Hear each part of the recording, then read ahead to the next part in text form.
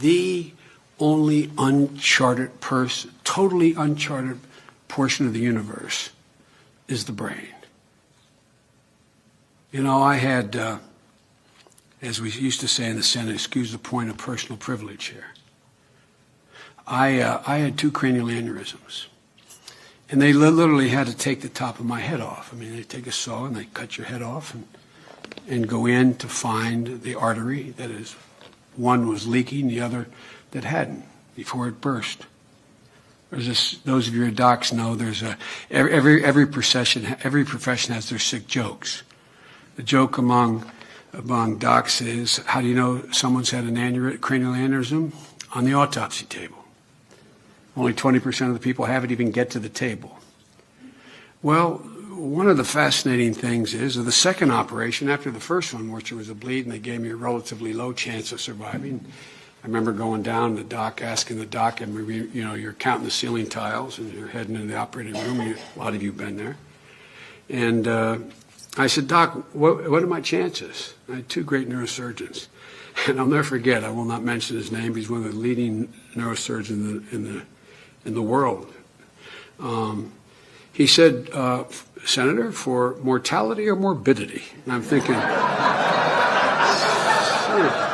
I swear to God, true story. I'm thinking, oh, geez, you know, well,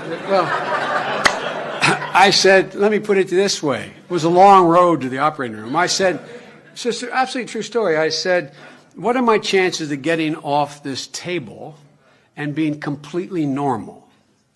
He said, well, your chances of living are a lot better.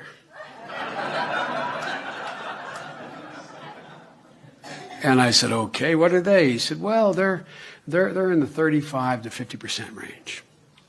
And I thought, well, seriously, I'm just a born optimist. I said, well, hell, that means 35 out of 100, 50 out of 100 make it. I might as well be the one. I said, what's the most likely thing that will happen if I live? But what? He said, well, the side of the brain that the first aneurysm is on controls your ability to speak. And I thought, why in the hell didn't they tell me this before the '88 campaign? It could have saved us all a lot of trouble. You know what I mean? Now I'm going down the second operation, 4 months later, and because I was on the other side of my head. And this is not about me, but it's about the truth. They put together the same crews. You know, they always want the same anesthesiologist, the same team if they've done an operation on you. And so there was a great guy named Dr. Hart, military. He had been transferred from Reed down to Texas. And they brought him back, and he's the anesthesiologist, and I'm going down. Now, this operation I had a 98% chance because it hadn't bled at all. They told me this was going to be. And so trying to make me feel better, the doc, kidding the neurosurgeon, looked at me and said, looked down at me and said, Senator, do you know why neurosurgeons have the biggest egos in medicine? I said, no, I don't know. He said, who in the hell else would go into the brain with such confidence knowing as little as they know about it?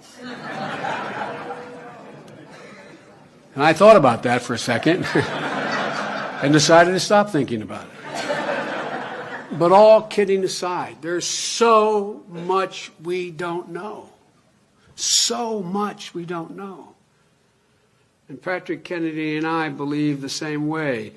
The possibilities are immense. We don't know what they are. They're immense. And that's why the president has asked for $100 million to launch a new initiative to map the human brain. Truly the last frontier. And the prospects are overwhelming to the very thing we're most concerned about mental health.